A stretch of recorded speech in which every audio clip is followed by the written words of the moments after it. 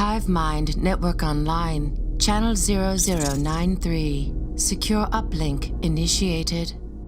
Hello everyone. I'm here today. It's me, Codex, or Brenna, depending on how you know me, and I am joined today by our new friend, Kim Crawley. She's a super great. Hello. Yeah, it's been fun talking to her a little bit to plan this. So we're doing a little bit of a structured discussion. Like, I'm gonna throw some questions at her that I will admit I did show them to her ahead of time so that she could give you some cool answers. And then we're gonna open it up to a little bit of open discussion, AMA style stuff. So yeah, and at the end, I actually have a super secret surprise that Anna Shell just sent to me. So if you sit through it, I know Kim probably won't find it as cool as some of our players will, because it's something completely unrelated to this. But who knows? That's okay. All right, so we'll start it out. Why don't you tell us a little bit about yourself? All right. My name is Kim Crawley. I work for several different cybersecurity product and service vendors. I currently work for Tripwire, Komodo, Cylance, Alien Vault, and the NAFI. And what I do mainly is I write content for their blog, and most of my work is educating people about all manners of cybersecurity. I really am a generalist, and I really deal in the dissemination of information more than anything else. So you're a pretty good a good candidate to maybe tell some of our players a little bit about things they might not know about. I'll try my Yeah, I don't know. Some of them are big geeks, so it's hard to say exactly what they do and don't know. So how did you get into this industry, into doing this, what you're doing now? Oh, well, I will try and condense my answer because we're probably a bit limited for time. Yeah, we got an I hour. was always interested in computers ever since I was a little girl, ever since I saw my first Commodore 64 when I was 4 years old. Back then, it was current technology. I've always been into writing specifically because my dad was a novelist. I had early exposure to PC technology through my dad's work computer. When something would go wrong or he would need help with something, for instance, the dreaded early mid-90s figuring LPT1 ports for printers in a Windows environment, it was me with my age in the single digits would help him out. That curiosity was really early. Also, him being a writer. Ever since I was a little girl, he also taught me how to write professionally. I spent most of my 20s doing really crappy jobs in the call center industry until I started to get my first IT certs, which were CompTIA plus, Security plus, Network plus. I worked in tech support mainly for a few years. I met someone who was in the cybersecurity blogging world. At the time, I was learning a hell of a lot about cybersecurity because trying to fix malware infection problems times per day, it really started to fascinate me. So my curiosity kind of led me down that path. And about 10 years later, here I am. And every day I learn lots. There's always lots to learn in my field. I'll never know everything. I mean, that's sort of how you know you're in a good field, is when you know you can't know it all. No one person can really cover all of it. So having been, in and around tech for a little while now, what's the coolest thing you've seen, that you've gotten to either have hands on There's a cyber attack. There's a cyber attack I wrote about for Komodo's blog a few weeks ago, which is something that actually was demonstrated back in Black Hat 2010. I named Barnaby Jack. I'm going to look at my article here for reference, but basically during the Black Hat 2010 in Las Vegas, he took a couple of ATM models and he demonstrated how he could penetrate their defenses, and he got them to literally spit out wads and wads of cash out into the audience. And if you execute his exploits, you're not stealing money out of people's bank accounts, but you are getting the cash out of an ATM. And an ATM could have 20 grand worth of cash in it or more. So it looks really cool to see an ATM spit out a whole bunch of cash like that, but it's also really concerning. Yeah, it's kind of crazy that they're not more hardened against that kind of thing. Although I was looking into it a while back for research purposes and came to a similar conclusion that it's way too easy to hack those. Yeah, In a especially the third-party ATMs. Yeah. Oh yeah, it's unreal. So in a similar thread, hacking does seem pretty fun. Making money shoot out of an ATM, not super legal. Is there a way to sort of learn to do it legally that you could recommend to people? I get asked this. How can I hack someone's bank account? How can I mean, not hack an hacking bank ATM? accounts exactly, but like, The, where would you start? the exploits that Barnaby Jack was doing involved putting some sort of, it involved like basically putting some sort of physical hardware into the machine. One of the exploits involved connecting a USB to one of the USB ports. Yeah, it was like a Bluetooth keyboard, right? If I was to go to a Royal Bank branch, for instance, and try something like that, I think I would have security guards on me before I'd have the chance to do much, because it would look really concerning on the cameras to see someone doing something to a machine that doesn't involve putting your debit card in and inputting commands. Yeah. But it could work a lot better on a third-party ATM that's in some bar somewhere. Have a camera feed constantly on it, like a bank branch ATM. I mean, I don't mean necessarily hacking ATMs themselves. Like, I just mean hacking in general. Like, if someone wanted someone's like... how does someone get into that? Yeah, like legally. Learning about that, getting into it. Yeah. There are so many great resources out there, but before I get into that, I just want to say that when lay people hear the terms hacking or hackers, they immediately think of someone who uses computer technology to do harm. For years, like since the mid-70s or earlier, the term generally meant someone who can play around with technology and find new uses for it. So it's great to explore hacking in the legal sense of trying to figure out what your technology can do, playing around with it, putting things up, looking at source code, that sort of thing. I would suggest, first of all, there's a book by a man named Stephen Levy called Hackers. You're not going to learn about specific hacks or anything like that, but it will teach you a lot about hacking culture, which might help. I would recommend, there's lots of different resources. If you want to learn how to do stuff, now, mind you, I might be a little biased because I've been published in 2600 magazine a couple of times. I really recommend 2600 magazine. You can go to their website, 2600.com. You can buy back issues, buy the current issue and a whole load of back issues. You can learn an awful lot by reading that magazine.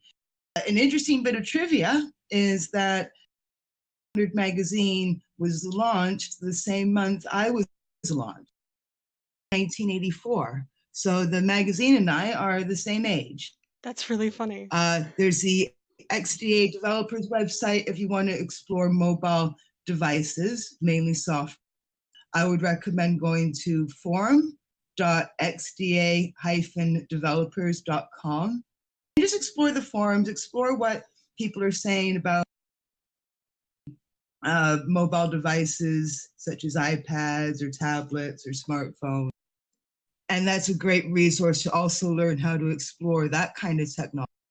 If you want to get into hardware hacking, I recommend iFixit, which is at ifixit.com, ifixit.com. And that's an absolutely amazing resource if you want to get into exploring your hardware, taking it apart, hardware hack.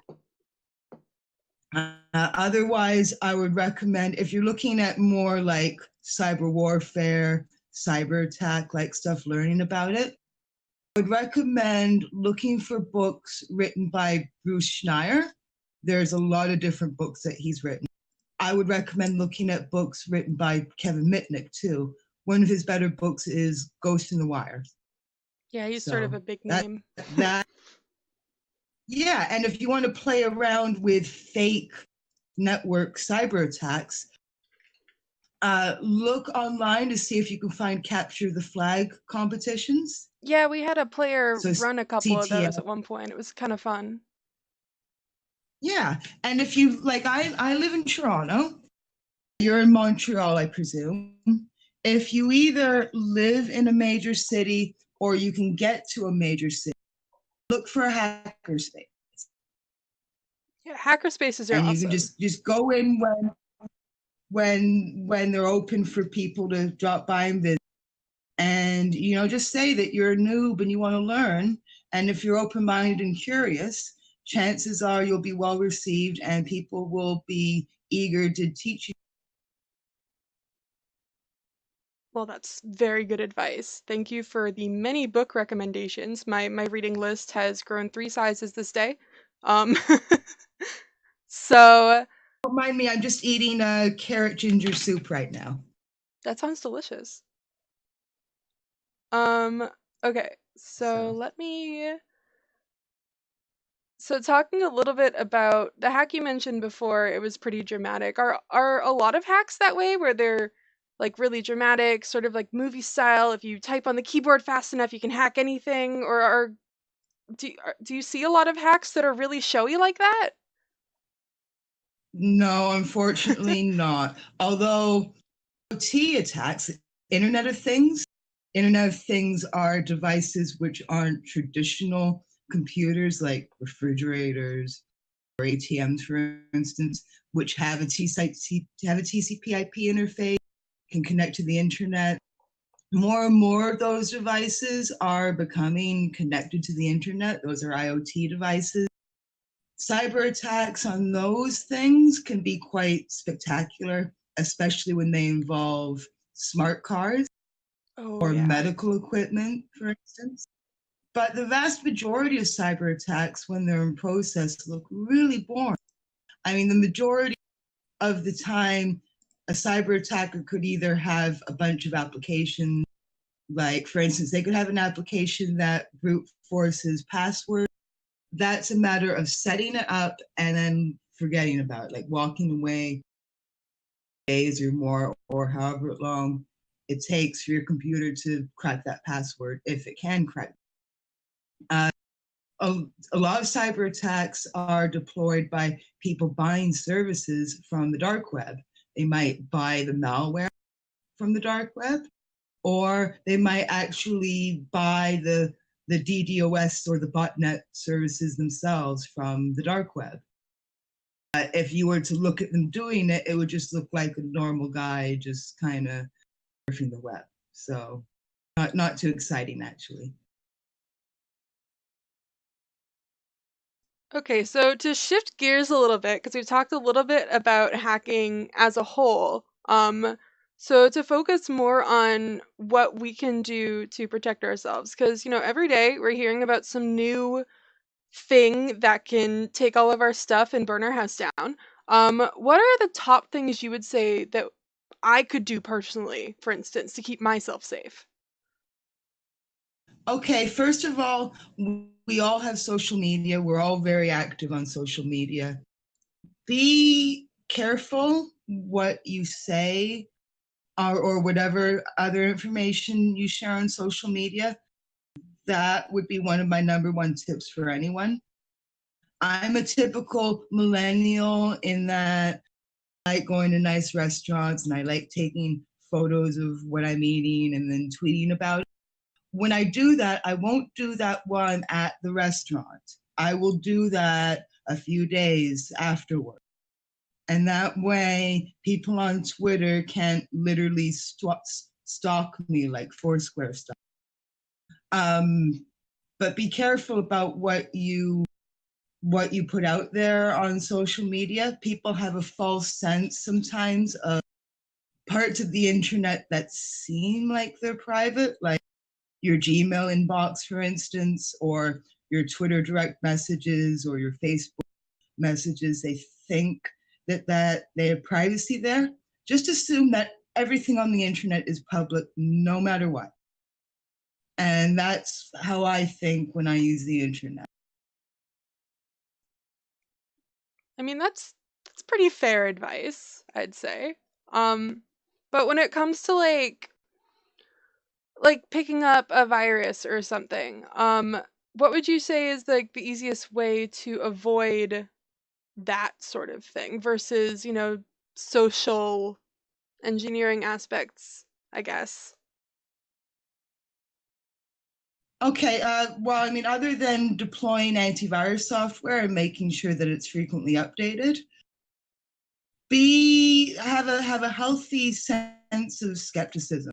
If you use Android phones or iPhones, which would probably cover more than 98% of the population, don't install Android apps outside the Google Play. You would have to jailbreak an iPhone or an iPad to install apps outside of the App Store, but don't do that either. It's a lot easier to install outside applications on an Android phone if you change the setting that says that you can only install apps to the Play Store, for instance. So avoid, if you're going to BitTorrent stuff, be very cautious. People do get malware a lot through BitTorrent network. I have a feel for what feels suspicious. I know that file sizes can be padded, for instance, but most of the time, just practice common sense. There's risk everywhere, and just know that the risks are out there. And if something seems too good to be true, it probably is. And when in doubt, do not install applications outside of where they usually. That's some solid advice. So sort of in a similar thread, like going down this road, what reasons would someone have for, attacking a common person? Like, who would come after someone who's like, if someone's just like, oh yeah, like I work at the tire shop down the street, like why would someone try to get into my computer? I'm boring. That's an excellent question, and lay people say that to me all the time. If you're an ordinary person, you probably won't be targeted by what we in the industry call an advanced persistent threat. But what you can be attacked by are promiscuous attacks, malware that crawls the internet, just looking for anything that it can possibly infect, DDoS attacks, just looking for random targets, all kinds of different stuff. One thing that you should be really concerned about, in the past year, there are some malware researchers who have observed 500% increase in cryptojacking malware. That is malware that uses a little bit of computer processing power on your PC or on your smartphone or on whichever computing device you have to generate cryptocurrency. And they want to create botnets of crypto miners they want to have like maybe a little bit of computer processing power on 1 million different smartphones or 1 million different PCs or a million different smart TVs so that they can just keep farming lots of cryptocurrency.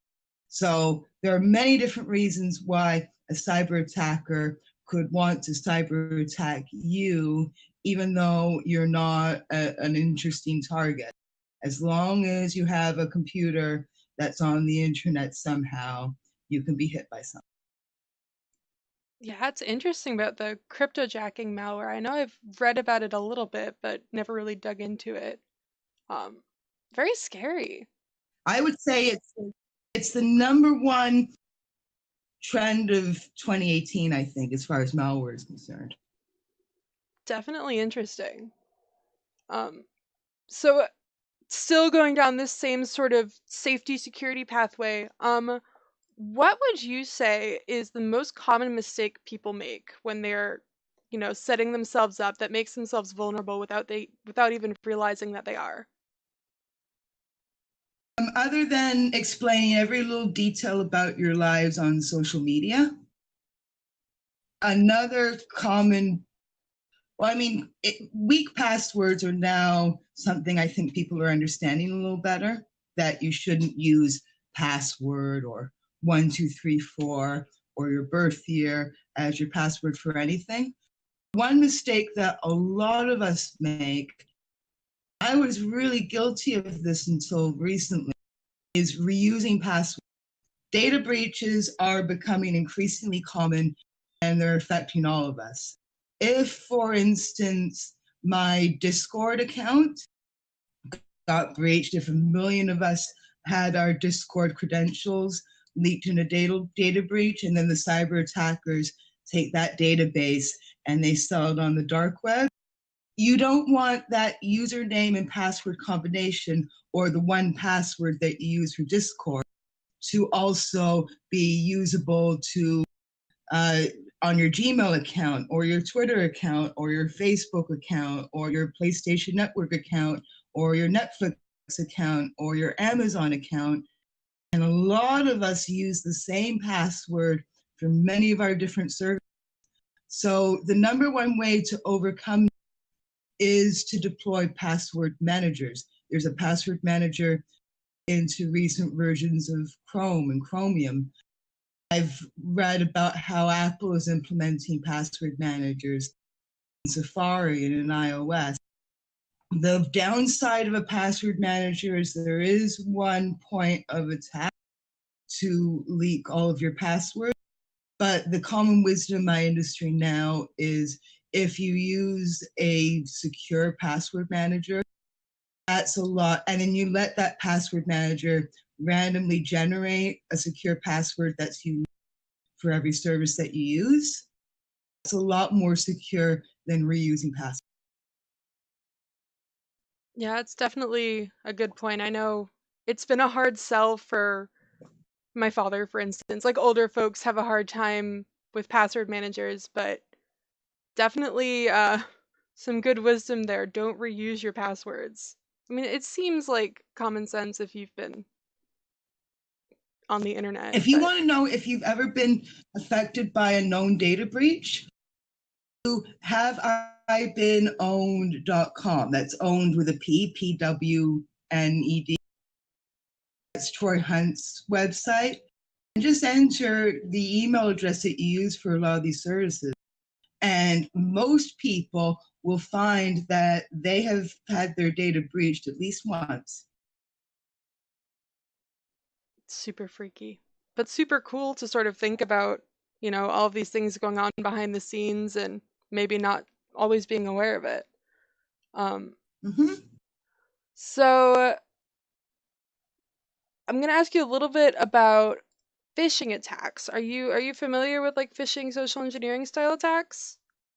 I'm hoping so. Yeah, that's a huge component. Researching cybersecurity is just learning about human psychology, because social engineering is just deceiving human beings. All those tactics that are used today on the internet, used in 1875 by con men, in public squares and stuff. So how would you? That's why I was surprised. Sorry. I was gonna ask, how A would lot of you? people would be surprised. Sorry, go ahead. God, we're a mess. How would you tell if something is like someone trying to social engineer you? How do you identify this? Is what I was curious about. I know it's kind of vague, but trust, if anything seems like it might be a bit amiss, or if you're suspicious for any reason, if you can't yourself why you feel suspicious, but you do feel suspicious, err on the side of being more secure. It's better to not go along with someone who actually deserved your trust, but you didn't trust them, than to trust someone who's trying to con you. So trust your gut instincts. There's no such thing as a free lunch. There's no one who's going to give me a free iPhone. Just trust your instincts. And yeah, I mean, it sounds like common sense, but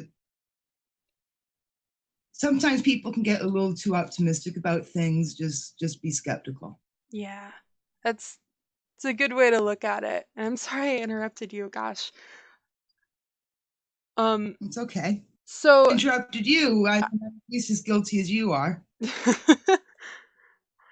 So it's still talking a little bit about like phishing emails, phishing attacks. What would you say like a really good phishing attack would look like? Okay, you get the most common type of phishing attack that someone might encounter is you check your email inbox and you get an email. Now, maybe this is a little too much information, but I do bank with RBC. So I get an email from RBC and it looks legitimate. It's an HTML email, so it has images embedded that look like the same kind of images that RBC uses on their website. It says sent from, and the address could be something like support@rbc.ca or whatever, and everything looks legit, and the email is saying, we suspect that someone may have broken into your online banking. Here to go to our website so that you can go and change your password. And if you click on the hyperlink, it'll open up in your web browser. And again, everything could look legitimately like it's RBC's website, even the URL, because now there are attacks being done with Unicode and Punicode to make URLs look legit when they're really not. And then you get to a web page and it says, enter your username and password here to change your password. And the target does not know that they are giving their online banking credentials to a cyber attacker.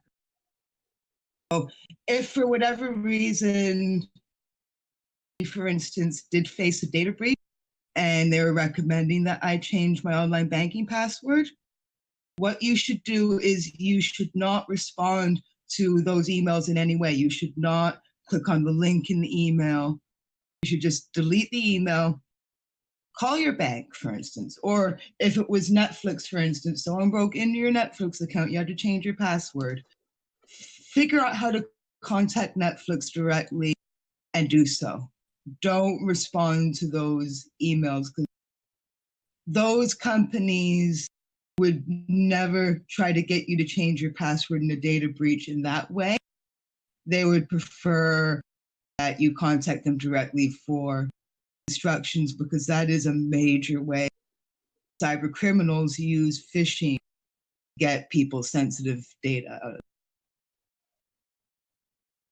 So when we're talking about phishing attacks, I know the traditional one that people laugh about is the fake Nigerian prince with the, I've got $5 million and I need you to. Does that still happen? Do you know? Yeah, there's a whole industry for it in Nigeria. I think they call them Yahoo boys because they use Yahoo. Back 10 years ago or more, they used Yahoo services to do a lot of that. It's a big industry. Countries like Nigeria. I don't know if there are still lots of people specifically using the Nigerian prince attack, but there are whole email-based and web-based scam industries based there. There's a major attack like that that's affecting possibly millions of Canadians right now, where I've gotten the phone call too. You get a phone call, someone says they're calling you from the Canada Revenue Agency, in trouble, and if you don't contact them back, you're going to get arrested. So that's the usual line that they deliver to you. And a lot of it isn't even on the internet. A lot of the scams are coming in the form of phone calls. And I was reading something on the Toronto Star where they tracked down a lot of those operations where the Canada Revenue Agency is being spoofed, or IRS in the United States. And they're tracking them down to apartment buildings in cities in India like Hyderabad, where it's a big industry for them to con people into thinking that they're in criminal trouble with the tax authority, and they have to send the money that they owe via cryptocurrency like Bitcoin, for instance. And you'd be surprised how many people get fooled by those scams. So I think of it all as the same thing, whether it's via a phone call or an email or a message that you get on social media. I think of it as all the same thing, just the medium is slightly different. Yeah, that's definitely it's weird to hear about you talk about it from the Canadian point of view. I'm actually down in the States, and we get those IRS scam calls all the time, which is the Internal Revenue Service. Yeah, and I think the Toronto Star discovered that a lot of these same people who are doing the Canada Revenue Agency scams are doing the IRS scams to American targets like yourself. Yeah, it's You're very going to get interesting. arrested if you don't send us Bitcoin. Yeah, which is like very, very odd. So we're gonna merge over into more of an open discussion with the players in a second. But before we do that, I want to sort of give you an opportunity to plug where people can find more of your work. Because you mentioned you write a lot, so I can also I'll put it in a announcement later. But where can we find your writing? Where is it on the interwebs? That is a complicated question because all over the place. I work for so many different cybersecurity vendors. If you don't want to have to visit, Komodo's blog and Silence's blog, et cetera, every day, I recommend either following me on Twitter, or if you're an eccentric weirdo like myself, following me on Google+. I know Google+ is kind of a joke, but I mean, for the people who use it, yeah. 35,000 followers there. All I ever post these days are links to my new articles. But if you don't want, so on Google+, I'm my username is plus Kimberly Crawley. If you don't want to, so I think the URL for my profile is plus.google.com/plus Kimberly Crawley.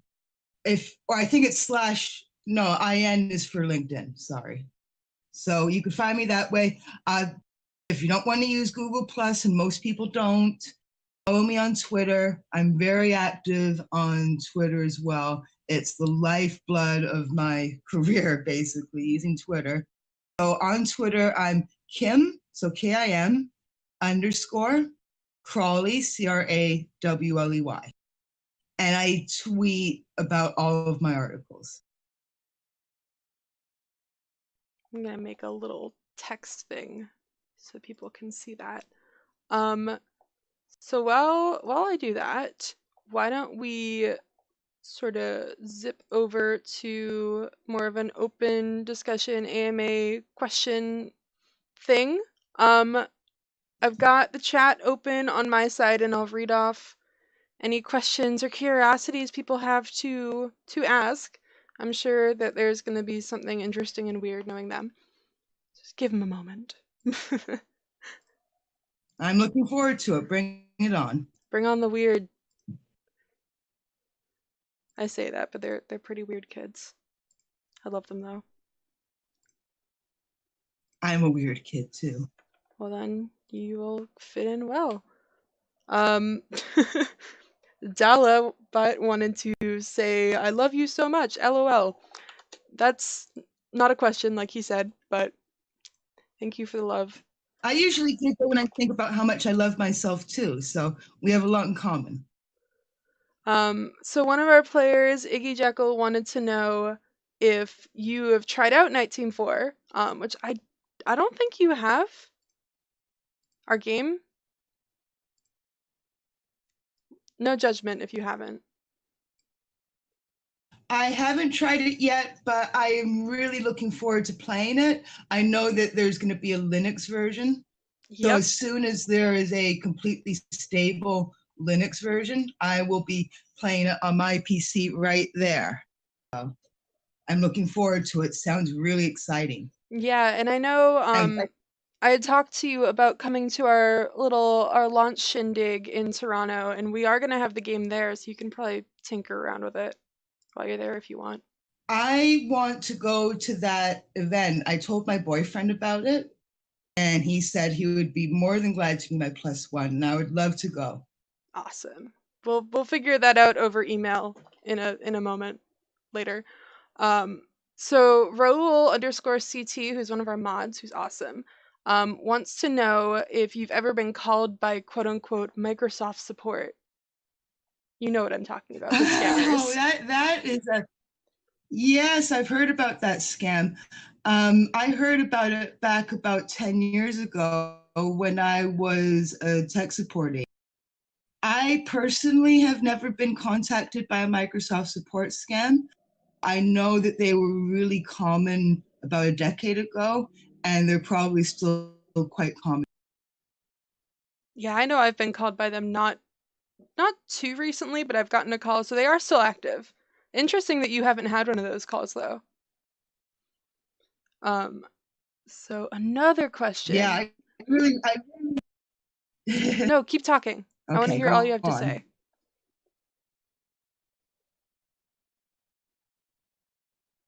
I'm sorry, you're breaking up there. Could you repeat that, please? Oh, I wanted to encourage you to keep talking about the Microsoft support. Oh, yeah. I really wish that that's the way the world worked. That, for instance, if I was having technical problems with my PlayStation, if Sony would call me out of the blue. Unfortunately, that's not the way the world works. And I know that if I got a message from someone claiming to be from Sony, but I didn't reach out to Sony support first, I would know that that was some sort of con game. Too good to be true. So another player, Enochian Entropy, wants to know what kind of path you need to take to enter the InfoSec world.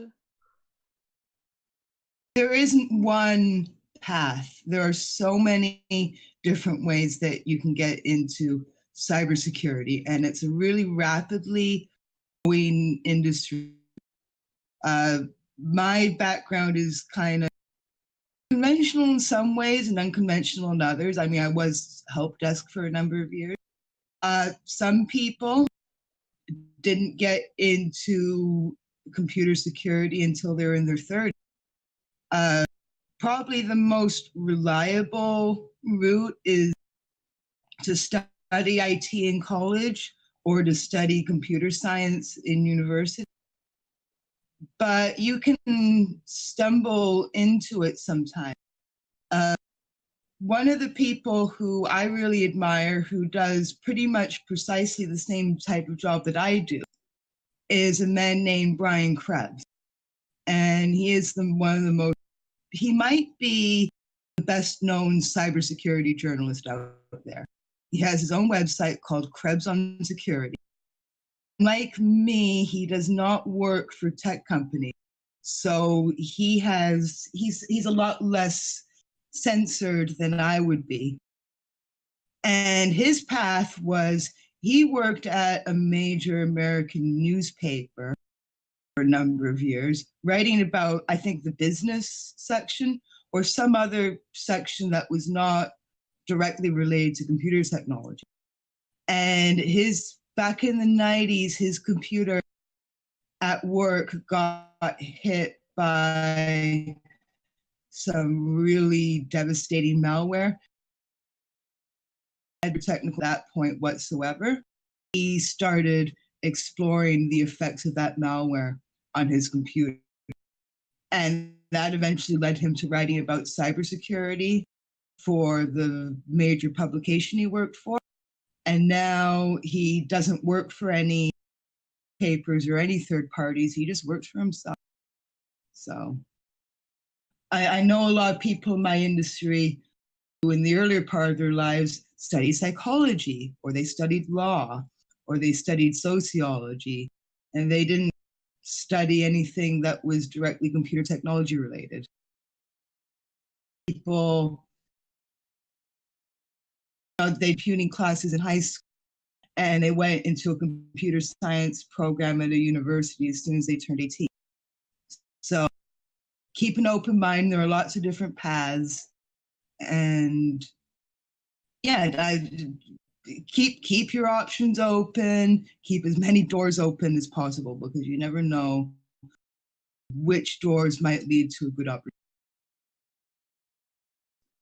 It's a good way to look at life in general. Keep as many doors open as you can.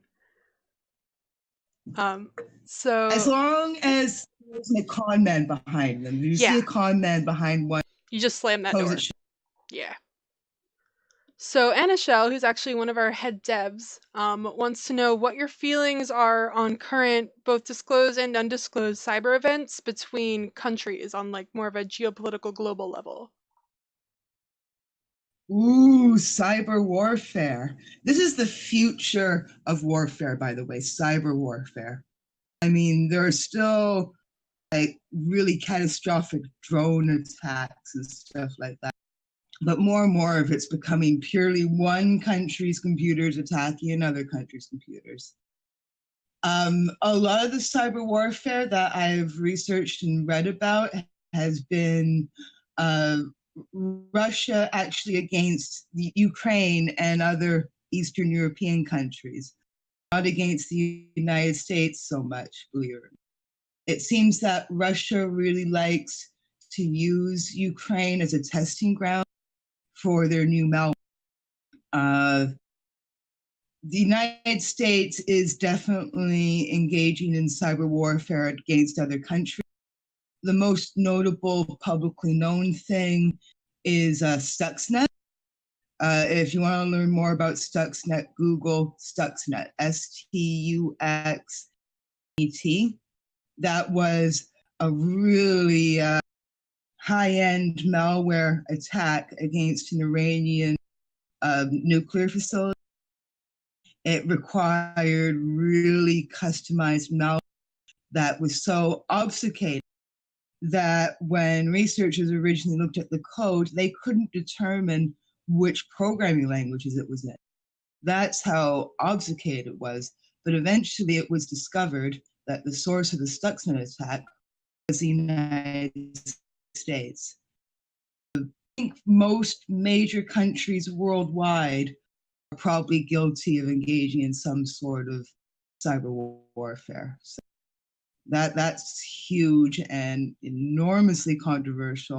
And I gotta be really careful about how I talk about it. Not that I know anything that's classified, but even though I don't know any classified information, I should still be really careful about how I talk. Yeah, like what you said, keeping doors open.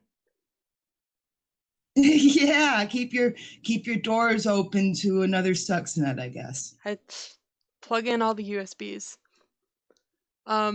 So one of our players, Blue Orbit Gamer, wants to know if you would say that studying the laws surrounding cybersecurity and data protection, do you think that's necessary for a role in cybersecurity or pen testing?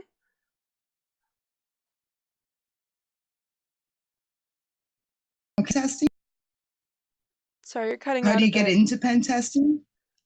I think we're good now. Can you hear me okay? Sorry, could you? Yeah, I can hear you now. Could you repeat the question, please? Yeah, so Blue Orbit Gamer wanted to asks, would you say that studying the laws surrounding cybersecurity and data protection is necessary for a role in cybersecurity or pen testing?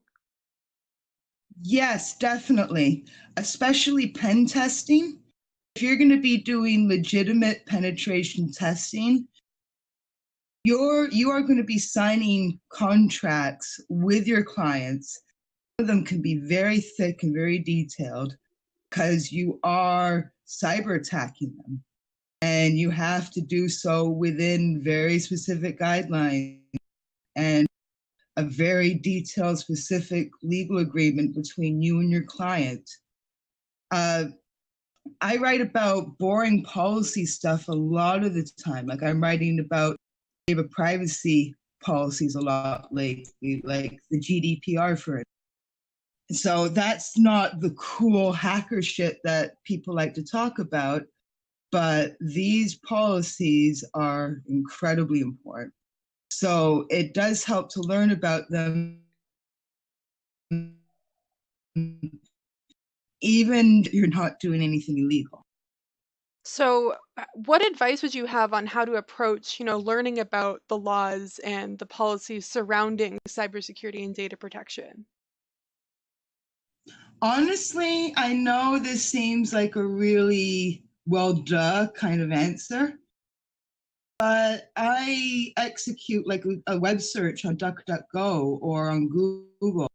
I will type specific terms in my search queries. California data privacy law, for instance. There are websites out there that have legal information, like information about the laws in jurisdictions all around the world. And you can just, if all the legalese and fine print in the PDFs doesn't lull you into a deep sleep, you can find those documents and they're there, and you might not have to physically visit a legal library. You might be able to find it all online. Start with a Google search and move outwards. So, Enochian Entropy had another question.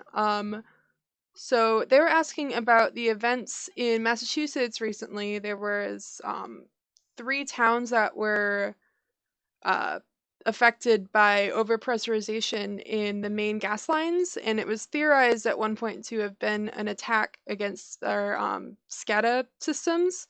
And while that's very unlikely, as far as I'm aware, it's interesting to think about because our infrastructure in the US, at least, is very, very weak at points. Oh, yeah. So the main question is our SCADA infrastructure in this general part of the world as vulnerable as people are afraid that it is? Is it really that At bad? least as much, if not more. A lot of these SCADAs and industrial controllers, like the SCADAs control the industrial controllers that are connected to them.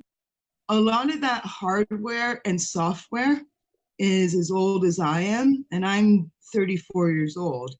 Some of it is even older. Some of it might date back to the late 70s or earlier. You would be surprised how much antiquated legacy tech there is out there controlling our utilities.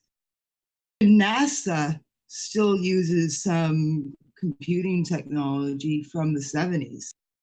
Now, the problem with legacy tech isn't so much that it's way less powerful than much more modern computing technology. The biggest problem is the security vulnerabilities, which have been known for years.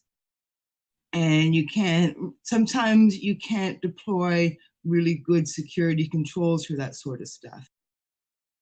And a lot of that equipment that SCADAs operate costs utility companies tens of millions of dollars or more. And to replace it all with newer technology and then to train everyone and everyone else could cost a utility company billions of dollars. That's why they might be reluctant to replace their tech with newer tech. They just keep using the 30-plus-year-old tech. but that's making a lot of those things really vulnerable. I would feel a little better about it if those legacy systems were isolated from the public internet. And unfortunately, that's not true a lot of the time. They do have internet-facing TCP/IP stacks. Combining technology that's that old with a TCP/IP interface that faces the public internet, that is a really dangerous combination. The systems should at least be completely isolated. So you think it's definitely that bad, if not worse? Okay, that's scary. Yeah. I still go out there every day and I do my grocery shopping and I use my ATMs and I ride on the train and I try not to think about it too much. That's one way of coping with it. Yeah, just go about your life blissfully and you can only control the risks in your life so much.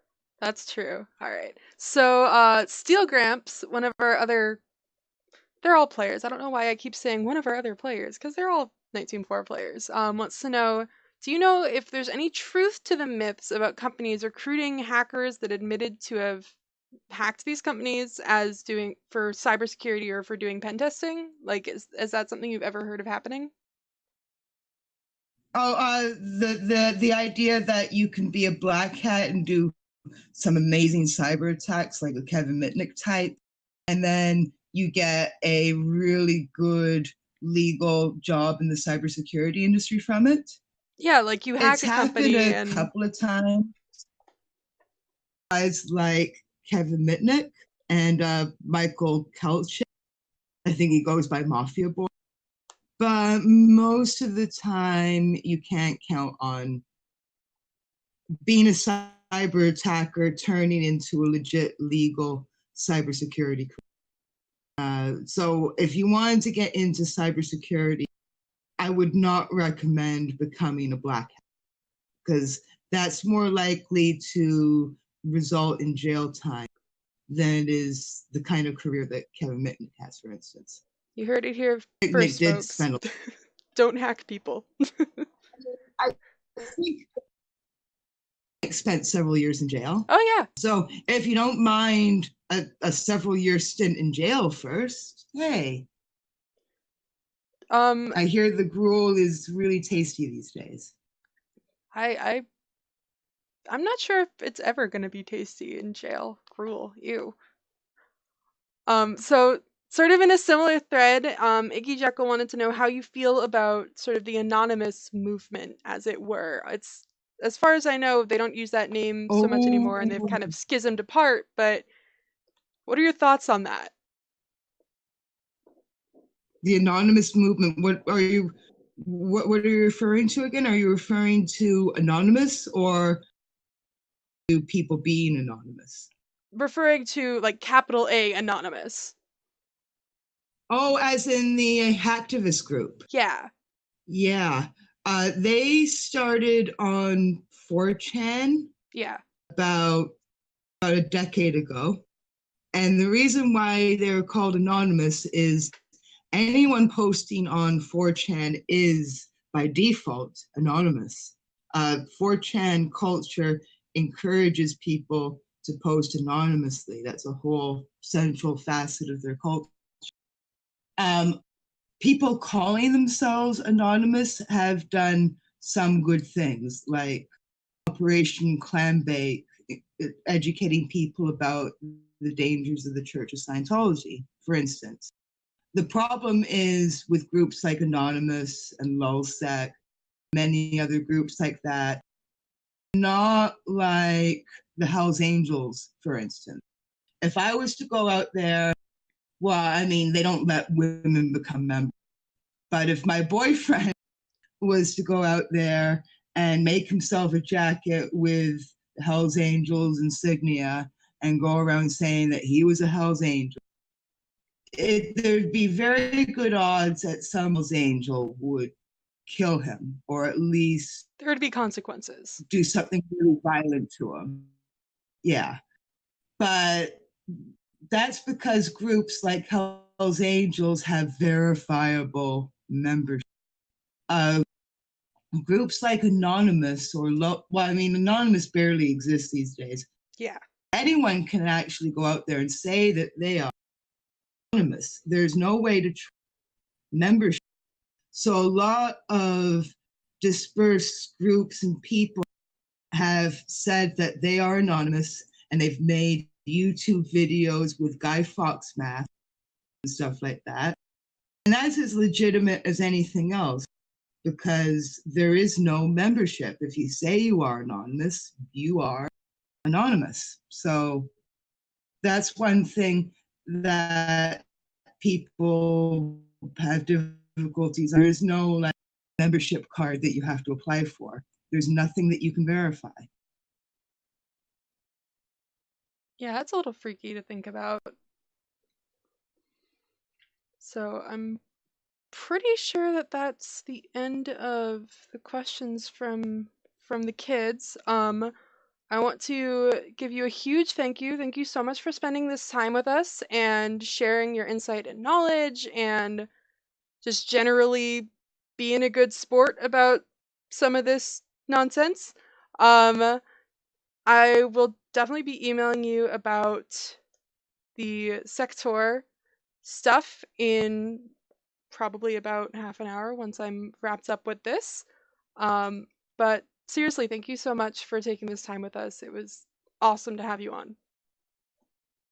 Great honor to be here. The questions were absolutely excellent. And I'm really looking forward to playing the Linux version of NITE Team 4. I think it's great that there is a Linux version. Yeah, I mean, So luckily with the way it. we're building it, it's not too hard to port it over. We just haven't yet for beta testing. Thank goodness for Valve making those tools available. Yeah, definitely.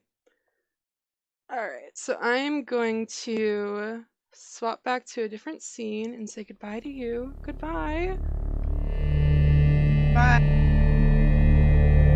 I still have you opening my window. Okay, good.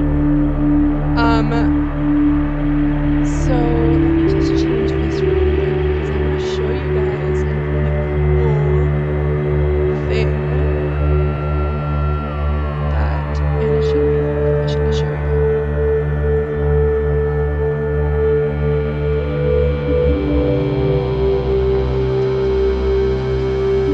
Am I too loud? I'm sorry.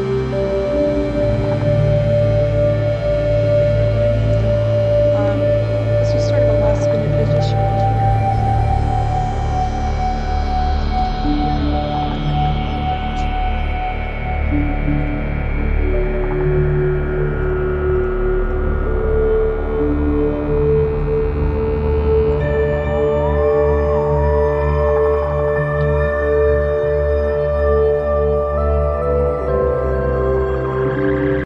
Sorry.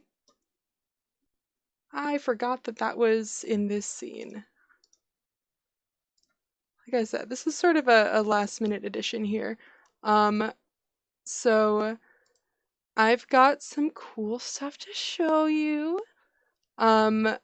We have official images of what the NITE Team 4 hoodie and trench coat are going to look like in Secret World Legends. So let's take a look. So here's the hoodie. It's really cool. I'm really excited about it. Just wanted to show it to you guys. Let me get the trench coat here. Here's the trench coat. It's so cool. I'm really into the trench coat. It harkens back to the old Black Watchmen style trench coats quite a lot. Let me just see if I can get them on one screen. There you go. Yep, so these are for Secret World Legends. This was part of our sort of Kickstarter backer stuff.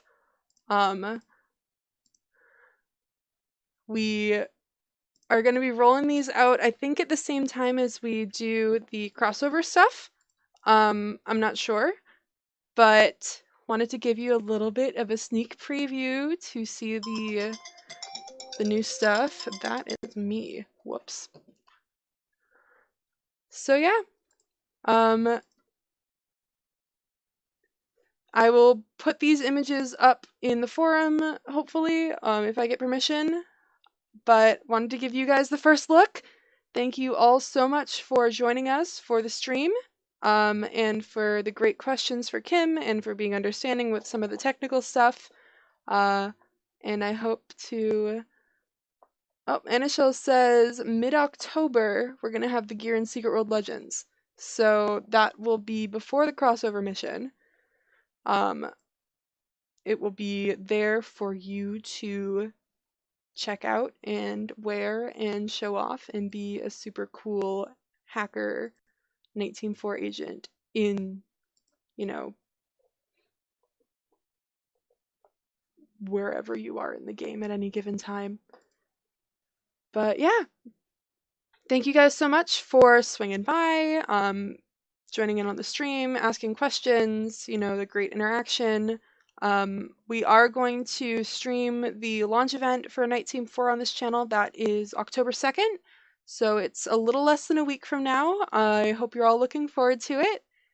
And until then, I will be available online. So I'll talk to you on the 2nd. Bye, y'all. Closing root access.